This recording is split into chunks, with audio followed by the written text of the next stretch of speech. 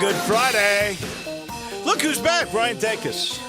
Is that a new haircut, Brian? Or you just wear a hat? I never noticed. No, it is a new haircut, but I also always wear a hat.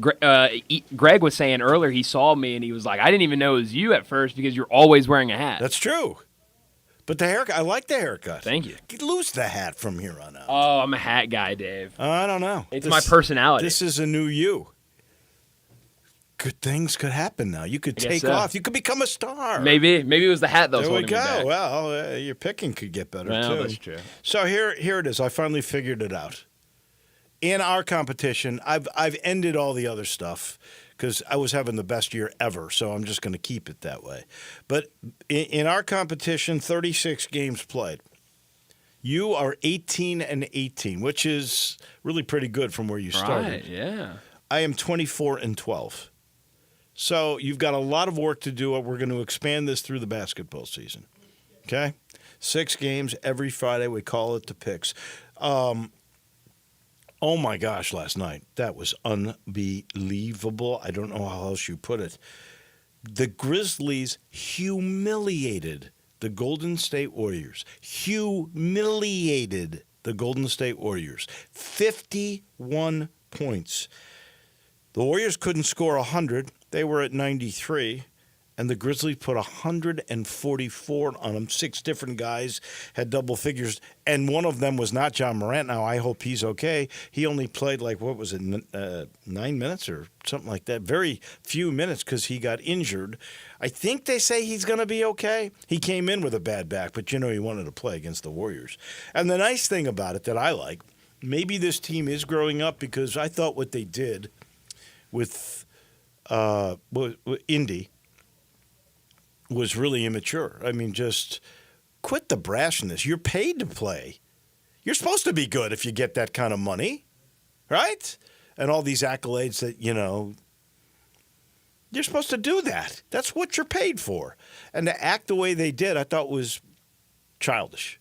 It may be because after they let their actions do their talking, they didn't talk.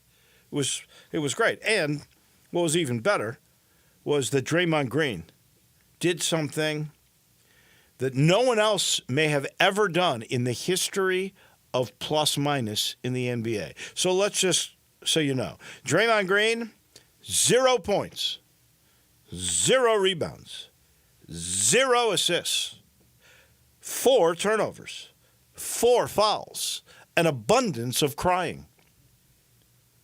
His plus-minus, -42. That's the most in history for a player who's played less than 20 minutes. He played 19 minutes. The worst plus-minus in the history of metrics since they've done this plus-minus for a guy playing less than 20 minutes. Couldn't happen to a better guy. How about Steph? Steph played 24 minutes, 22 seconds, 0 field goals. 0 for 7. 2 points. That's it. Schroeder, the guy they just traded for to try to buck this bad trend, and I do believe Schroeder's an excellent player. And, I asked why he's so well-traveled to Pete Pranica yesterday. I know you weren't here, but he said, because he's good. People want him. 2 of 12, 5 points. So you look at their 2 scorers, their 2 shooters, Curry, Schroeder, they were 2 of 19. That's why they scored 93 points. Crazy. The Grizz, Aldama, again, excellent, double-double, 21 and 14, 6 in double figures. I mean, it was amazing what they did last night to the Golden State Warriors. College football playoff starts tonight. We're going to make picks. I just want to remind everybody the Tigers are set to play Mississippi State tomorrow. That is mid-morning. It is 11:30. Please show up because I've seen players and Penny now make a big point, almost begging, come to the games. This team is worthy of watching. It really and truly is. And this, did you know Mississippi State's net is 19? Wow, I did not know It's that. actually higher than Ole Miss's, which Wow. is 24, and both of those are higher than Memphis's, which is 33, which is hard to believe because they've got the most combination of quad 1 and 2 wins. They got 7 quad 1 and 2 wins, 5 quad 1 wins. The 7, that's more than anybody in the country. The 5 quad 1s is tied with Auburn. How could their net not be better? I don't get it. That's a good question. They beat Virginia after beating Clemson, both on the road, and their net went from 30 to 33. I just don't understand how that could happen. Unless somebody that they had beaten has lost a couple in that time period. That was a big number that had them up to 30. But you shouldn't look at the net early in the season because it really has to establish itself with more games, more sample size. Anyway, I'm looking forward to tomorrow. I'm sad. Elijah Herring, Tiger linebacker, goes into the portal. I will give Elijah credit for this. He could have left before the bowl game, and he was obviously good in the bowl game because he had the interception that sealed the game, and then, of course, didn't go down. I don't know. Maybe he took so much heat from that he said, to heck with you, I'm leaving. I have no idea why he left. He was a starter on a team that won 11 games. He was considered probably the second best player on the team behind Chandler Martin. Why would you leave? I get it's got to be money, right? It's got to be NIL money. Oh, yeah. Got to be. Otherwise, why would you leave? Mm-hmm. He left Tennessee. That was, I think people were surprised today, was their leading tackler. Mm-hmm. So, I don't know. Chandler Martin never said anything after the game. I never saw him. He wouldn't have told me anything anyway because he didn't tell me anything last year after they won the AutoZone Liberty Bowl. Speaking of which, Steve Earhart's going to join us here in a minute. We'll talk about this year's AutoZone Liberty Bowl, Andy Schiffman on the destruction by the Grizz of Golden State, and a whole lot more of the NBA. We got our roundtable. There is a game today. Let's get to our picks really quick. I'll let you get Mr. E all set up. But there is a Cure Bowl game today, 2:30 Memphis time. That is Tulane against Florida. Florida is giving away 10 points. Tulane did keep their coach, and there was a lot of speculation they wouldn't. But you know who they didn't keep? They didn't keep their quarterback, Mensa. He's gone. Florida, I think they're trying to prove a point, how good they've gotten at the end. Billy Napier he's not going to take any prisoners. I think Florida's going to cover the 10 points. I think Tulane is going to get boat raced. Yeah, Dave, there's always that one team that wins their bowl game in convincing fashion. They're bringing back a lot of players the next year, and they become kind of the storyline of the offseason. Florida could be that today with a big win over Tulane. I'll take the Gators. You and I agree on that. SMU is at, Indiana's at Notre Dame tonight. That starts the college football playoff. I'm really excited about that. Notre Dame at home giving away 7. This is a tough one for me because I think Indiana is better than a lot of people, including Brandon Lang, think. I just don't know about Notre Dame. They lost to Northern Illinois. They really haven't beaten anybody, but they do seem to be physical. Look what they did to Army and Navy. Yeah. And those weren't chopped liver teams. They weren't great teams. I got to lean to home field. I'm going to take Notre Dame. I'm not 100% convinced of it, but I'm going to take Notre Dame. Yeah, I'm also going to take Notre Dame. I was really hoping you were going to take Indiana there, but we agree again. SMU at Penn State, another home favorite. The Nittany Lions, 8.5. Another one, I think the line is tough. I do think Penn State has the chance to cover this game. I'm just not that convinced of SMU. I reluctantly go home field here. Give me the ponies. You go SMU. We differ on one. Clemson at Texas. I think Texas is going to win. You realize Clemson has not beaten a top 25 team yet this year? Crazy. I think that line is too high. I think the Longhorns will win the game. Yep. I think Clemson will cover. Yeah, I'm right there with you. Okay. We only have one disagreement. Tennessee at Ohio State, -7.5. I believe in running the football. I believe in physicality. I know Ohio State has that, but I think Tennessee does too. I think Tennessee can run the football on Ohio State. I think Tennessee is going to win this game.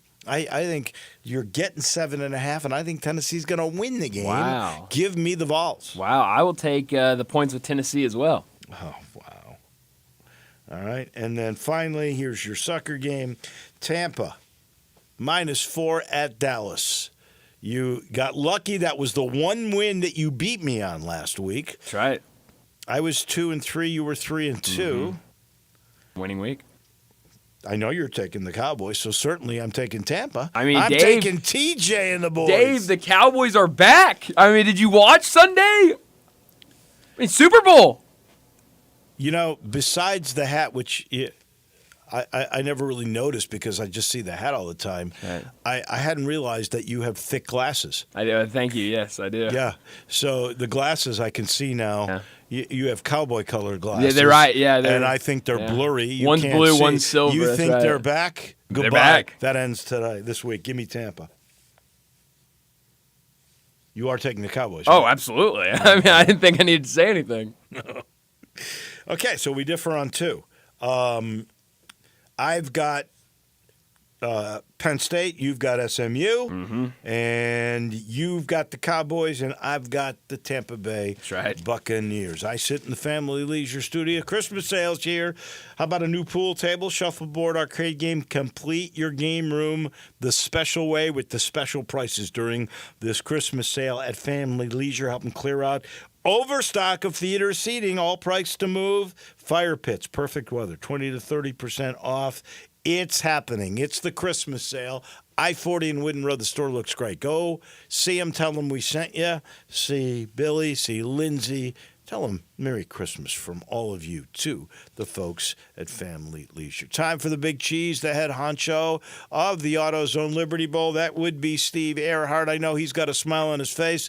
Texas Tech, Arkansas. I heard from Harold Grader yesterday on the morning show with Greg and Eli that ticket sales were going well.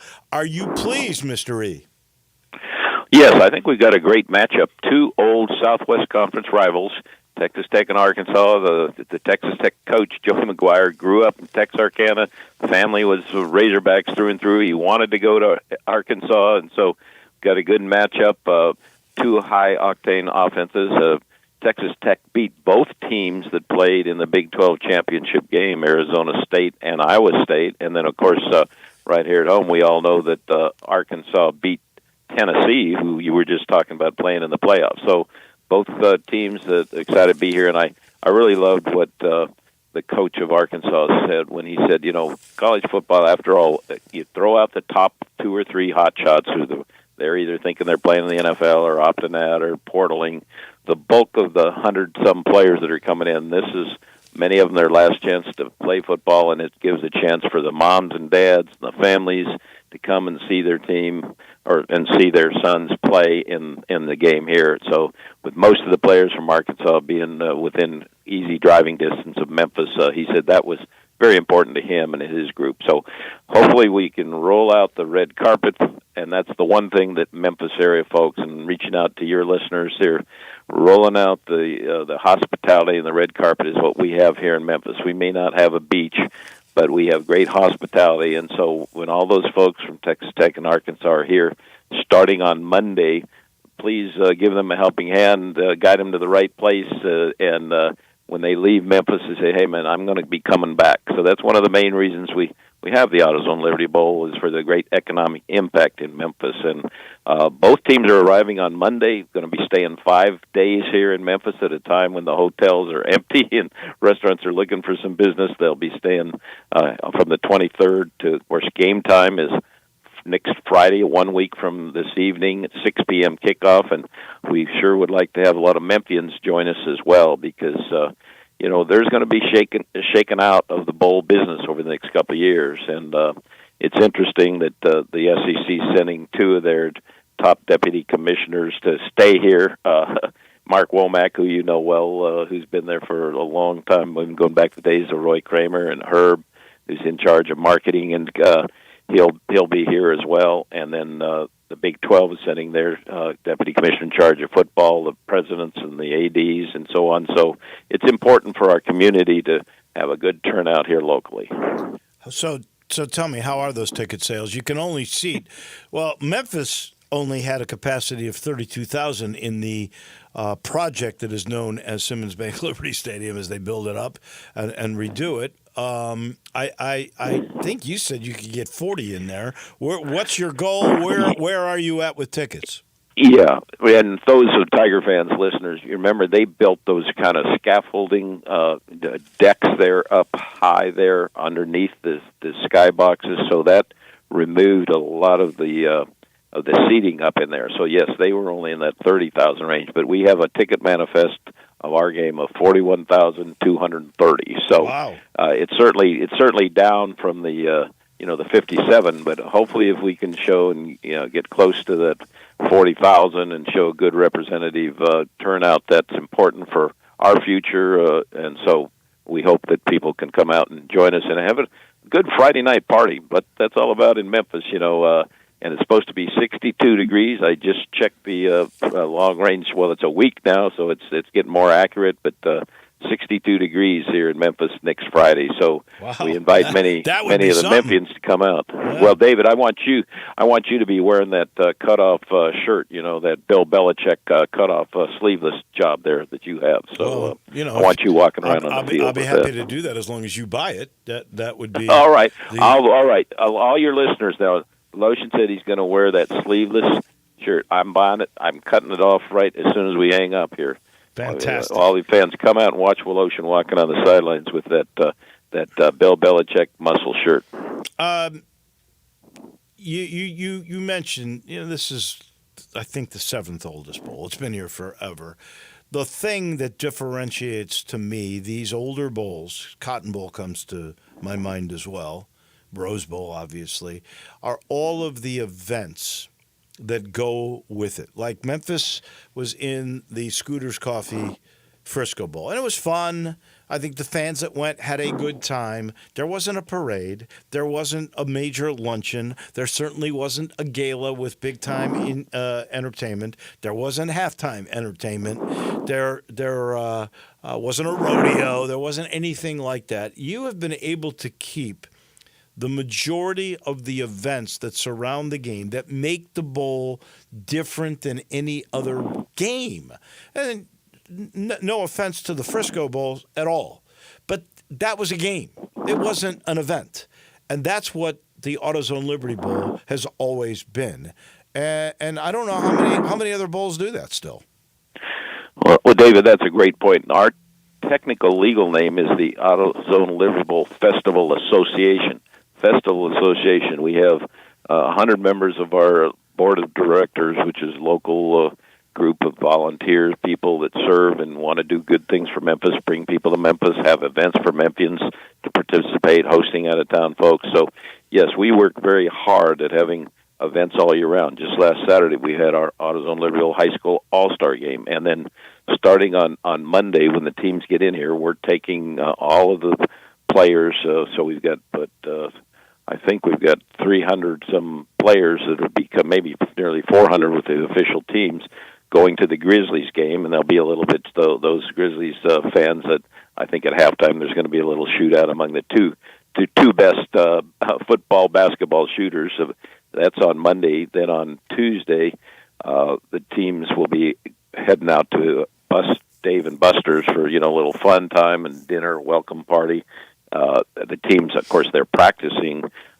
Arkansas will be staying at the Peabody and practicing at Rhodes College. Texas Tech will be staying at the Hilton and practicing at MUS. Of course, they'll be practicing the daytime. And then on Wednesday, of course, we'll have a Santa over with the hotels with some gifts for the young kids, the staff kids, and so on.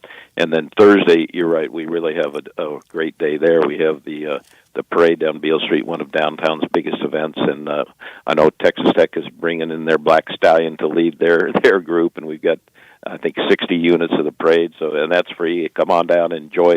And again, it's supposed to be 60 degrees this is on Thursday afternoon. Then we have the Bash on Beale, big pep rally there. And then that night we have our President's Gala, which I know you attend, and those of you listeners, Dave is usually one of the leading dancers out there. Those of you who haven't seen Dave in action, yeah, You could he's say that wonderful I'll there. be grooving. Grooving there. See, and the entertainment, and this goes back to the days of Danny Thomas and Elvis Presley.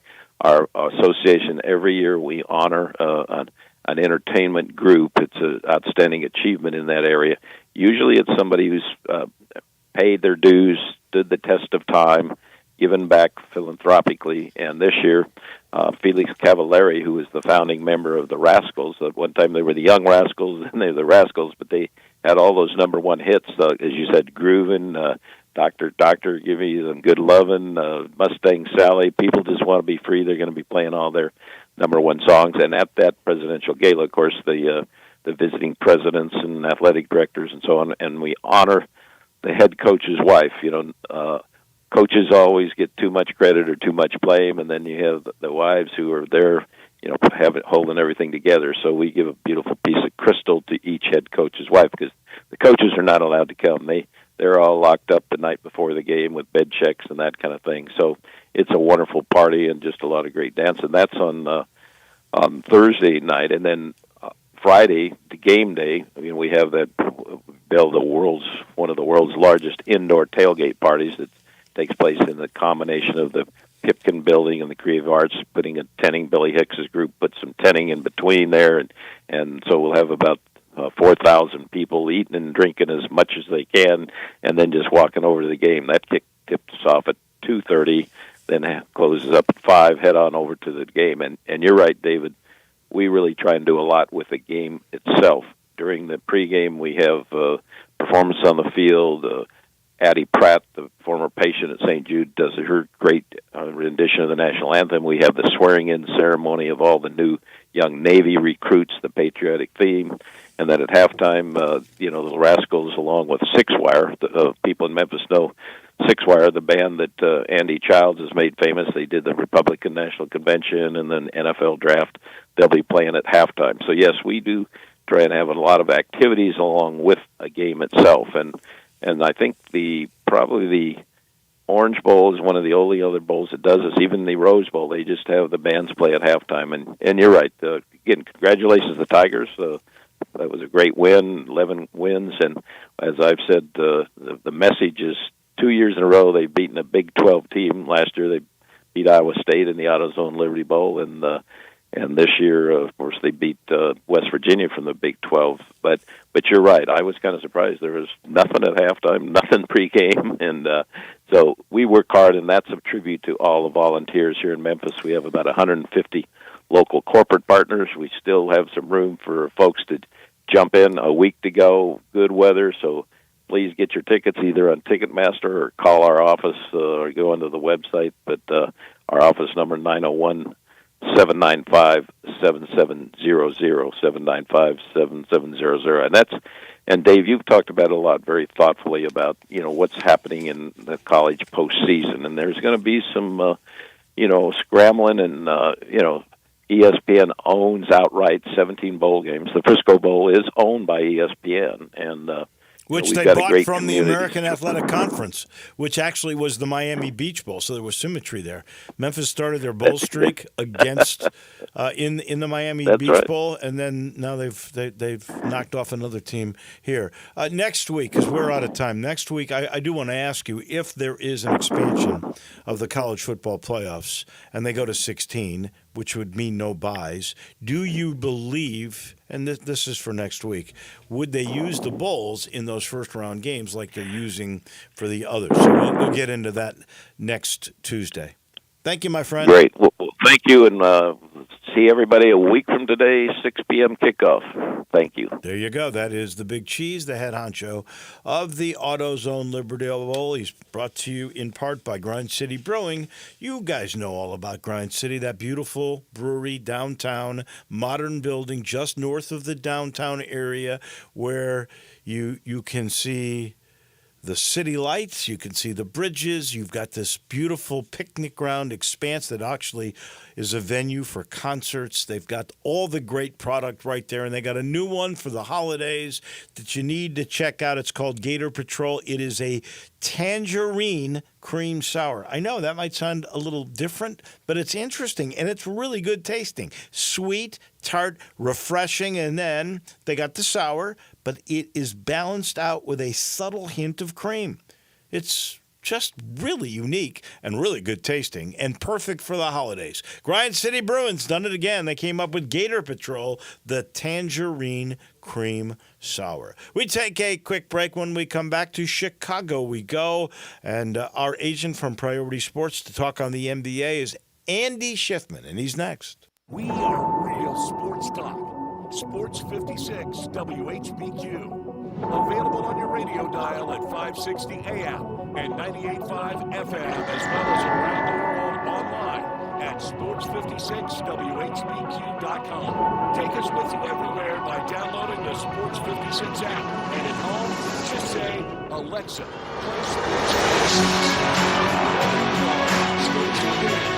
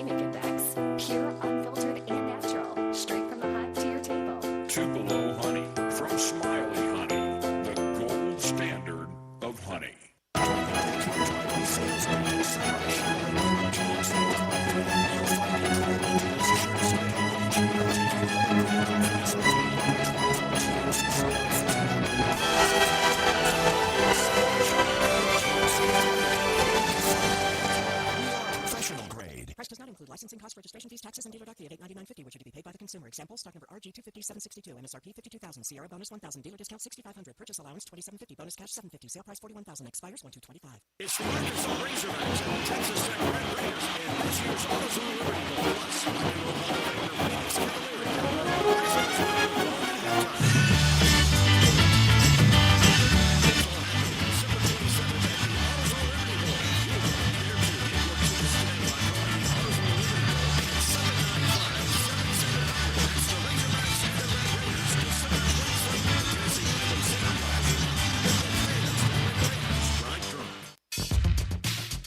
Back to Wolo and friends on Sports 56. Here once again is the voice of the Tigers, Dave Wolo. All we hear is Radio It's interesting. I know the song Tupelo Honey, Van Morrison. Sure. You familiar with that, Brian? I've heard it a time or two, yeah. Yeah, it's a great song. I never realized there was actually a Tupelo Honey company until I just heard that spot. And it's Yeah. good for diabetics. It never crystallizes. I got to try some of that. Yeah. Tupelo Honey. Sing the song while you're buying it. I will. Tupelo Honey. Van Morrison. Love Van Morrison. In the meantime, I'll let you know this portion of the show is brought to you by Southern Security. Whether you're a small business owner, single mom buying your first home, doesn't matter. Southern Security will help you. They should be your trusted financial partner. They've been doing it for 75 years. Southern Security has been serving the Mid-South with that length of time with these constants: best rates, top-notch service, and the newest technology. That's why they've been voted best credit union in the Mid-South for 6 straight years. The 7th one is coming. Find out how you can join that exclusive Southern family. It's really easy. You just go to southernsecurity.org, or you can actually talk to a human being. That's my favorite thing. Just call 901-452-7900. Southern Security, proud supporters of the University of Memphis Athletic Department, 901 Women too. Southern Security, it's your home team credit union and federally insured by NCUA. Let's head to Chicago. Oh, actually, we're not going to Chicago. We're going to Orlando. That's where Andy Schiffman is. G League Showcase. What are you seeing in the G League Showcase? Good morning. How are you? Good morning. I'm nice and warm, so I'm seeing a lot of sunshine and warm weather. I'll take that. But, Beach Chicago, huh? Yeah, exactly. G League Showcase, it's a good time for every NBA team to get to a central location, and they used to do it in Vegas, and even before that in Reno, Nevada. Last couple of years here in Orlando, come together to evaluate their young players on their G League teams, and also evaluate other players on other teams, whether or not maybe they want to offer other players a 10-day contract when 10-day contracts begin in January, or sign someone new to a 2-way contract. And there's also a lot of European teams and overseas teams here scouting as well. So it's really a good evaluation period for young players that a lot of these NBA decision makers do not necessarily get their eyes on throughout the season. Are you interested? Do you think that there's great representation by the Grizzlies here?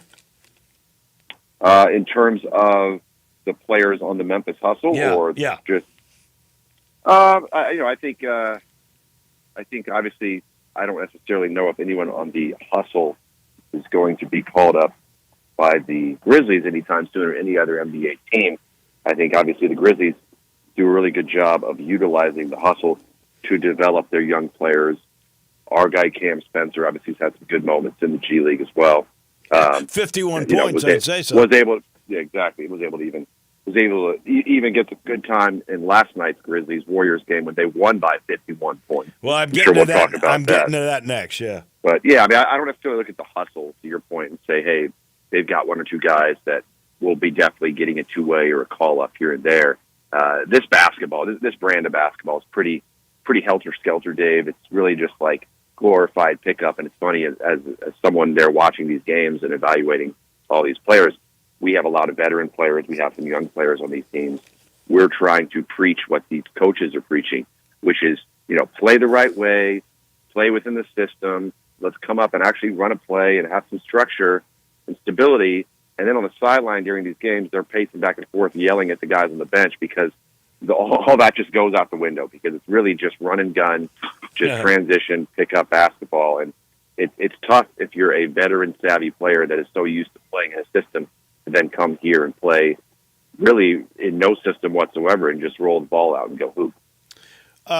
I guess it's appropriate to ask because you're at the G League Showcase. G League's not that old. I mean, it's a concept that the NBA came up with because they wanted to control their own minor league. And I think there were some thoughts that maybe at one point the G League might sort of replace college for developing players. I don't think that's going to be the case. But tell me, is the G League an effective developmental league? Well, I think to your point, what the league was really hoping to do with the G League Ignite program, which folded at the end of last season, they were hoping that that would be more of a conduit to the NBA to replace going to college for 1 year. And they even went so far as to pay certain players a heck of a lot of money. Jalen Green, Marjan Beauchamp, Right. Bazulis with the Bulls now, a lot of money to bypass college and come there. But really, I don't think those guys got much development there. I think it's more the same brand of basketball that I see in the G League here at the Showcase and throughout the season. I do think it serves a purpose to some extent develop young players that NBA teams have interest in, primarily those players that they've invested what's called an Exhibit 10, where they give them $50,000 to go play in their G League team, or young two-way players that maybe will not get much time with the parent NBA team during the season just because they're going to be in close games. They're trying to win. They're putting more of a focus on winning versus developing young players. So instead of just letting them sit on the bench every day and rely on what are called play groups before and after practices and games in the NBA with some of your own roster players, you can then actually go play 30-plus minutes in a game, and you're in a G League system that is supposed to mirror that NBA system. So you're learning the terminology that, let's say if it's the Grizzlies, that the Grizzlies use with Memphis if you're going to play for the hustle. These coaches in the G League have a mandate to try and basically replicate the NBA system as much as possible. But it is a bit tricky because not every player has that prerogative. There's a lot of players that are just straight G League players that think they're better than everybody else out there, and they're going to go out there and just dominate the ball and just play their own brand of basketball. And that trickles down across every team, and it just makes for tough basketball to watch at times. All right, it was tough if you were a Golden State Warrior fan to watch last night. It was a fantastic night because it was a humiliating night on the Golden State side. Memphis just dominated by 51. Your final was 144-93. The Grizz set a new record for threes with 27 in the game, 6 guys in double figures. Not John Morant, he only played 9. He got hurt 9 minutes and scored 9 and got hurt in the game. I think he's going to be okay. Were you surprised at the domination there? And honestly, the lack of verbally giving them grief like they did with Indy just a week earlier. It looked like the guys are growing up a little bit, I think. I do, too. I think that's kind of all cool. I think now Taylor's got everyone on that team just saying, hey, let's let the game do the talking. Let's just come out there and just dominate and win. Don't worry about getting too boisterous or running your mouth, and just go out there and prove a point silently. I was surprised. Look, the Grizzlies are very, very good. They were 18-9 before that game. Golden State was 14-11. Also a good team. They just traded for our guy, Dennis Schroeder, who's his first game last night, had to shake off the rust out of rough one last night. And he usually kills the Grizzlies. Exactly, he did not in this game. Thrown into a brand new system. I mean, look, I expected a closer game. I did expect Memphis to win last night, but not by such a margin of 51 points. The Grizzlies gave up 38 points in the first half. They allowed, not even gave up, they held Golden State to 38 points in the first half, and Memphis went out and scored 37 points in the first quarter. They out-rebounded them 60-36, which is unheard of in an NBA game. It was very surprising, pleasantly surprising if you're a Grizzlies fan, as you say. And look, I think what this does now, obviously, it gives the Grizzlies continued confidence to rise in the West. But now you have to buy this team. You have to believe in this team. You're going up against top competitors like a Golden State. Obviously, there's other great teams in the West they're going to face. Denver, who's kind of struggling a little bit lately. They lost last night in a heartbreaker against Portland. You've got Oklahoma City. You've got Houston that's been a rising team. You've got Dallas. But now Memphis is right there. They're second in the West. And they're winning these tough games against tough opponents. And a game like that, obviously very handedly, I think you have to believe in them and take them seriously as a team that can make it to the Western Conference Finals, as a team that can make it to potentially an NBA championship. It's a shame they didn't really make too much noise in the Cup, because I would have loved to have seen what they would have done against the Milwaukee team And instead, obviously, you saw what OKC did, and Milwaukee just dominated them. They And can't win a OKC cup still- game. They've won one cup game in 2 years, and it's funny.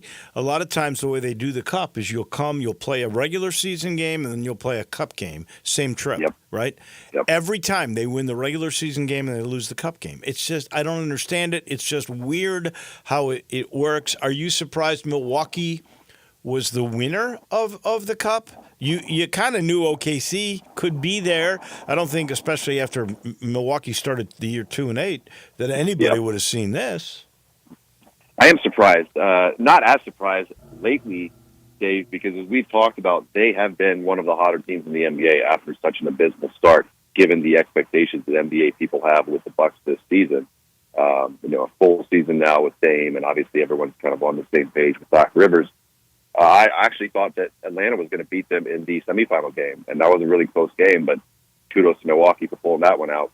And I was expecting a close game in the finals against OKC, but not necessarily winning by 16 very convincingly. So I think Milwaukee for sure now is a team to watch out for in the East.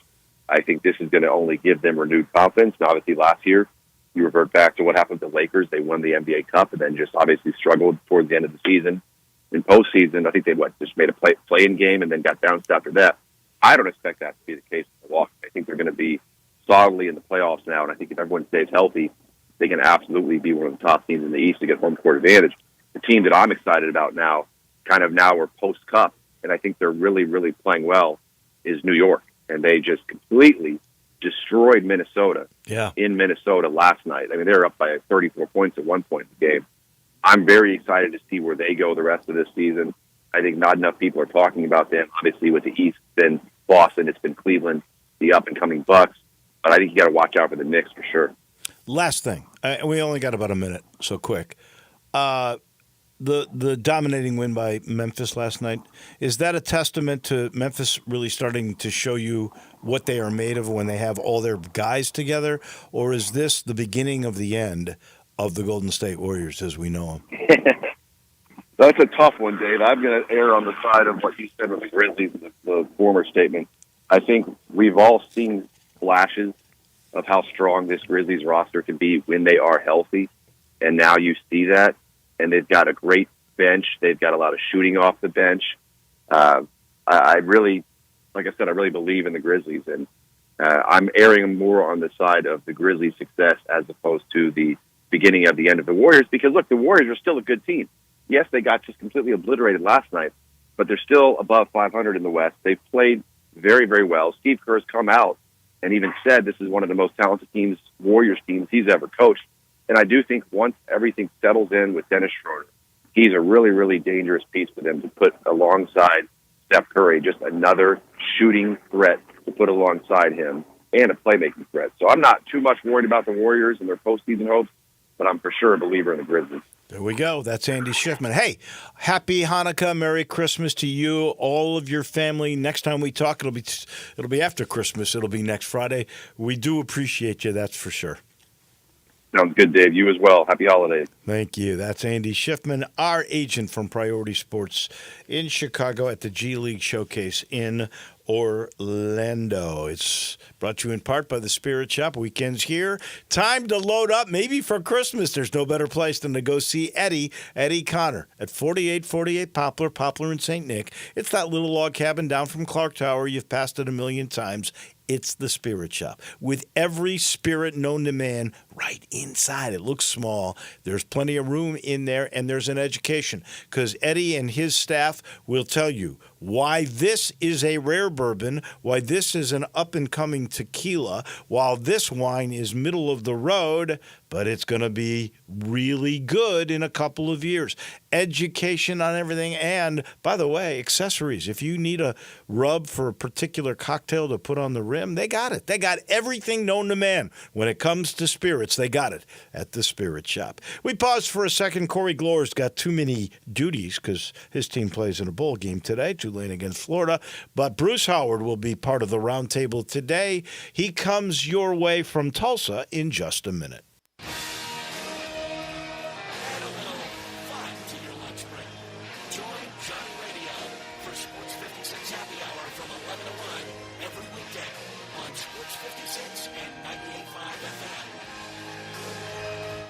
Let me guess, you're going to recommend that everyone get their holiday meal from Central Barbecue. No, although it's a great idea, get everybody some fantastic Central Barbecue and not have to do any of the work, but that is not what this spot is about. It's not? No, this is about another way Central Barbecue can save you time and trouble. Ah, Central Barbecue gift cards. That's right. You don't have to fight the holiday gift shoppers when you can just go online and order up a handful of Central Barbecue gift cards. No one has ever turned up their nose at getting the best barbecue in Memphis. In the world. In the world for free. Driveway sale going on now. Sunrise Buick GMC.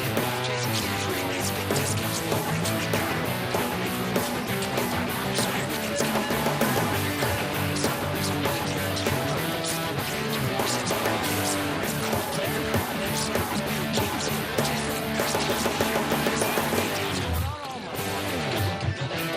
Highway 64. Buy car. Financial World's biggest players just dropped a bombshell. Citigroup's latest prediction, gold rocketing past $3,000 by 2025. Think about that number, $3,000. While Wall Street scrambles, here's what they won't tell you. This isn't just a prediction, it's a wake-up call. Every day you wait could cost you. Every moment of hesitation, a lost opportunity. Every maybe tomorrow, another step behind. Smart investors are already moving. They see what's coming. A golden tide that could lift some boats and leave others high and dry. Where will you be when gold hits $3,000? Celebrating your foresight or wishing you'd listened? Noble Gold Investments is your bridge to that future. Your partner in preparation. Your guide to what's coming. Be positioned. Be confident. Visit noblegoldinvestments.com now and get 10 1-ounce silver American Eagle coins with a qualified account. Just use promo code SILVER because $3,000 gold won't wait for permission. That's noblegoldinvestments.com. Past performance may not be indicative of future results. Investing in precious metals, including gold, involves risk. Consult with your tax attorney or financial professional before making any investment decision. Indulge yourself or your loved ones this season with a trip to Sissy's Log Cabin. Here, you can shop our expansive selection of designer brands, one-of-a-kind jewelry, and spectacular statement pieces, all while enjoying the Sissy's promise of unmatched quality, service, and brilliant natural values. Stop by any location or shop online at sissyslogcabin.com to find your trusted jeweler for holiday memories that will last a lifetime. Make a statement this season, only at Sissy's Log Cabin.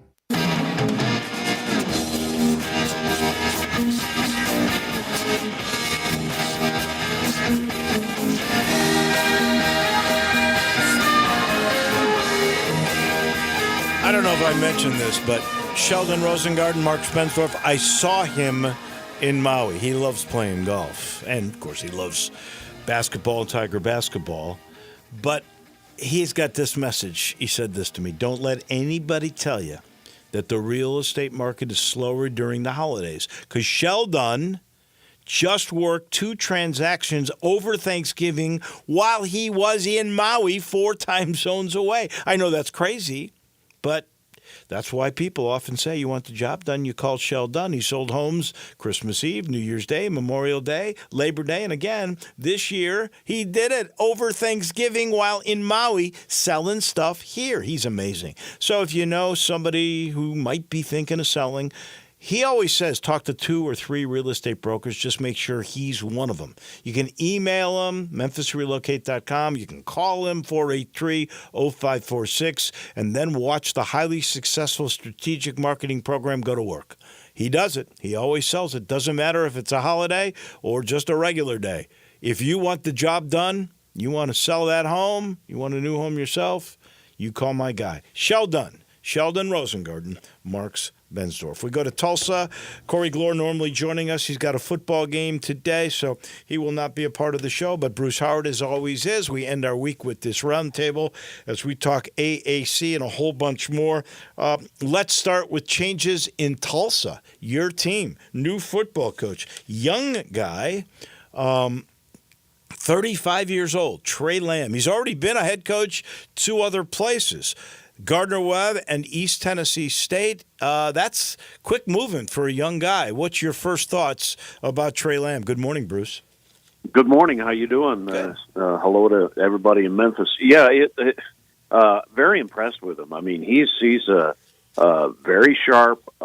He's a guy that it's kind of funny. He gets to the podium after our 6'4" athletic director introduced him. and he's only about 5'8", 5'9". Oh, I like So the this guy microphone already. Yeah, the microphone was kind of, squirreled upward for the big 6'4" guy, and he kind of fumbled with it a little bit, and he said, "I bet you didn't know you hired a 5'8", head coach." But anyway, so he's very impressive, and here's a guy that's 5'8", and yet he's one of the all-time leading passers in the history of Tennessee Tech. That's where he went to. Went to Cookeville and played for Tennessee Tech under Watson Brown. Ooh, he's like Doug Flutie, this guy, huh? Yeah, no. So I mean, he passed for 481 yards in a game. That's an all-time record in Cookeville, and so I mean, very impressive guy. Learned under Watson Brown. In fact, he was walk-on. Got his scholarship in a hurry. So I mean, he's kind of done it the right way, and he comes from a terrific coaching tree. With his father, won 3 state championships in high school in Georgia. His grandfather won 3 state championships in high school, and then his cousin or his uncle Bobby is actually the head coach at Anderson College and was a former head coach at Furman and at Mercer and all that. So I mean, there's all sorts of tree limbs on the lamb tree, if you will. Wow. And so he really is very sharp. I mean, his dad Hal, said he was calling plays when he was 10 years old. Suggesting plays out of the corner of his mouth to me when he was 10 years old. So really sharp guy, and as you mentioned, he's young. He's 35 years old, and went to Gardner Webb, kind of turned that thing around, and then just had the 1 year at East Tennessee, and turned a team that I think had won 3 games a year before, and they won 7, so they were 7-5. So I'm very impressed with him. I think a lot of energy, obviously, young guy, and assembling the staff. The usual drill. You're assembling your staff. You're putting together.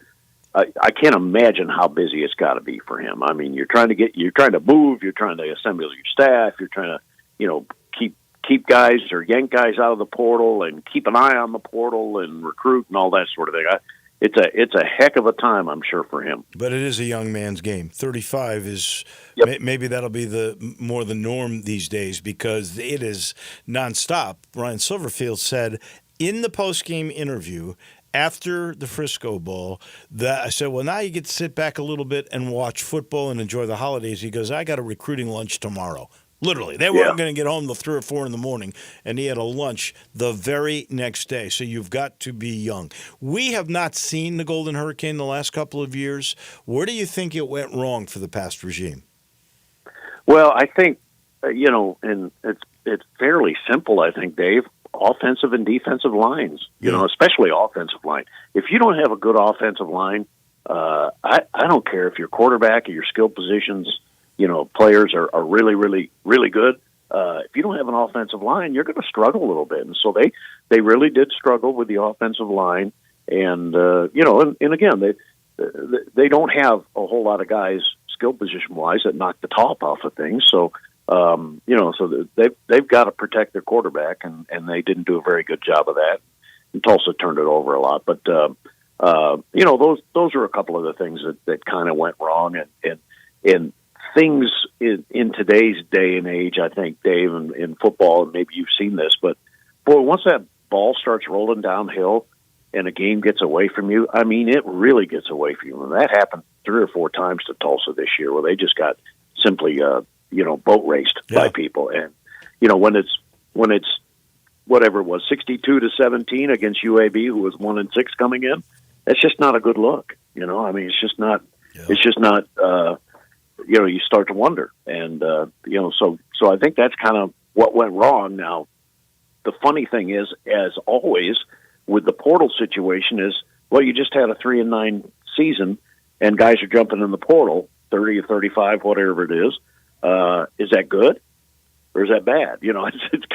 It's kind of a little bit of both. I would say if you only won 3 games, maybe new personnel would not be a bad idea. Right. Personally, right. Speaking of the portal, so you nudge a few of them into the portal, and then you try to yank the good ones back. Right.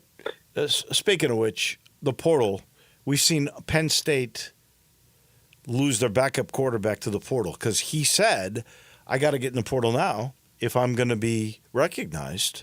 Because the portal opens, and it's actually, you should be rewarded for a good team for a good season, going to a championship game in the conference, the portal opens right before those games. So coaches who do well are at a disadvantage for doing well. They've got to change the portal opening until after bowl games, don't you think? Yeah, I mean, I think you would think that would be the most fair thing. But I just don't know if the genie is out of the bottle too much on that sort of thing.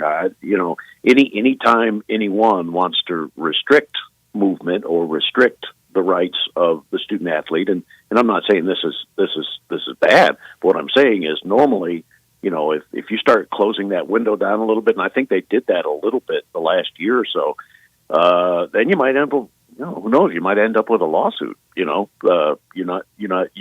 You're restricting my ability to go into the portal. So, Dave, I agree with you. I think it's a hard thing for anybody, especially a team like Penn State that's playing for a national championship or has the possibility of playing for a national championship. They lose their backup quarterback.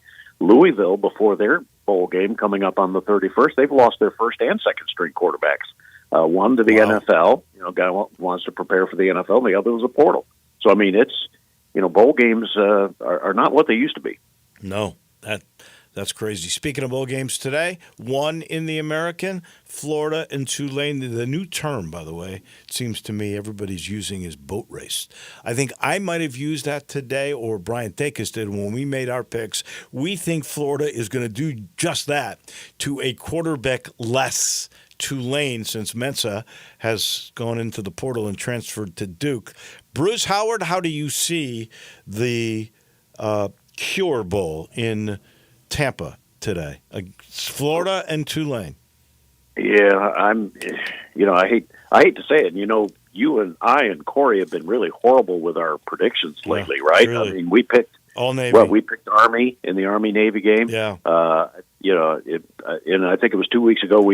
All three of us missed on another one. I forget what it was, but we haven't been good at it. But I tend to agree. I think Florida is going to have the advantage. The young guy Mensa is you and I had talked offline. He's only he's at Tulane for a couple of years, but only has the one good year under his belt because Michael Pratt was so good. Who's that next guy? Who's that next Mensa? And I really don't know the answer. Corey obviously knows the answer to that, but it's got to be a tough situation for them. Yeah. They almost lost their coach. They didn't lose their coach, so that was a good thing. Right. But you still have to have that coach on the field, and that's the quarterback.